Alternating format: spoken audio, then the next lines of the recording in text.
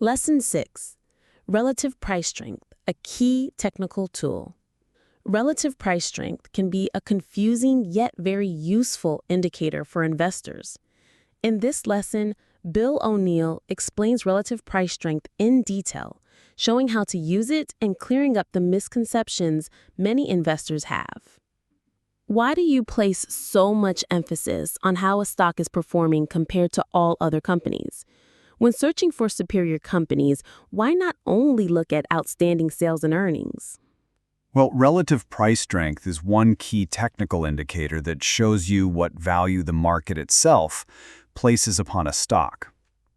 How is a stock's price acting in relation to the market and all other stocks?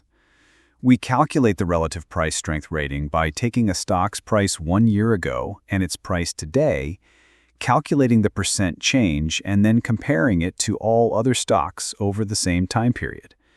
Like earnings per share rating, the results are placed on a simple scale of 1 to 99, with 99 being the highest. In our studies of all outstanding stocks since 1953, the average relative price strength rating of these superperformers at the beginning of their huge increases of several hundred to several thousand % was 87. That means these stocks outperformed 87% of all other stocks in the prior year. Only Investors Business Daily stock tables give you an updated relative price strength rating for each stock every business day. How do you use relative price strength to pick stocks? I suggest you restrict your stock selection to stocks showing a relative price strength rating of 80 or higher. So you're selecting companies that are in the top 20% in performance. The true leaders will probably show a relative price strength rating of 85 or higher. Relative price strength rating helps you cut out the vast number of laggard, mediocre performing companies that will hold back your overall performance. I never argue with the market by trying to buy or hold stocks with a poor relative price strength rating of 70 or below. In addition to using the relative price strength rating, you should get used to checking a stock's relative price strength line, available in most chart services, shown below each stock's price history, the price line.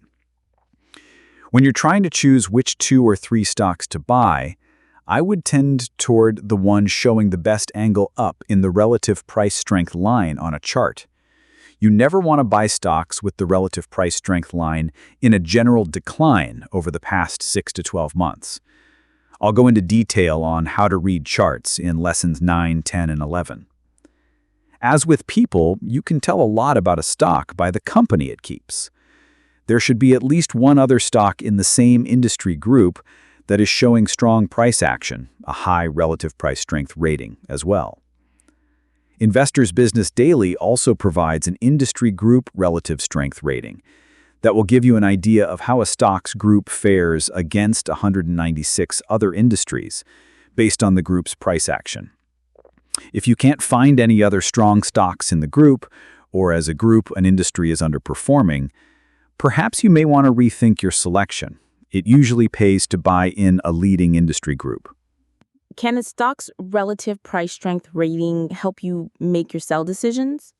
Relative price performance is a good way to tell which of the 5 or 6 stocks you own is your true leader. Monthly or quarterly, rank your stocks based on their percentage price change for that time period. If you're going to do any selling, it's normally correct to weed the flower patch by selling your worst performing stocks first. I also like to note on big down days in the general market, which individual stocks buck the trend and are actually up in price an unusual amount for the day. What if a stock with a strong relative price strength rating falls right after you buy it? Shouldn't you stick with the leaders? If the stock you buy goes down in price, don't buy more. As stated in the first lesson of this book, you should sell any stock that falls 8% below the price you paid for it in order to protect yourself. That was rule number 1. Averaging down, buying more as the stock drops in price, is dangerous. You may get away with it sometimes, but in the long run, it's always a risky proposition for individual investors to put good money after bad. If you buy a stock on the way down at $50 a share, and then buy more at $45, what do you do when the stock goes to $40 and then $35? What if the stock doesn't come back? It's much wiser to carefully average up in price as a stock moves up. This is where you want to put your money, not in stocks with lagging price action. If a stock has been holding an RS rating in the 80s and 90s for many months, the first time its rating drops below 70 may be a good time to reevaluate your position and consider selling. Summary 1. Relative price strength is one key technical indicator that shows you what value the market itself places upon a stock. 2. When using IBD Smart Select corporate ratings, avoid stocks that have a relative price strength rating below 80. Always go with strength when picking stocks. 3.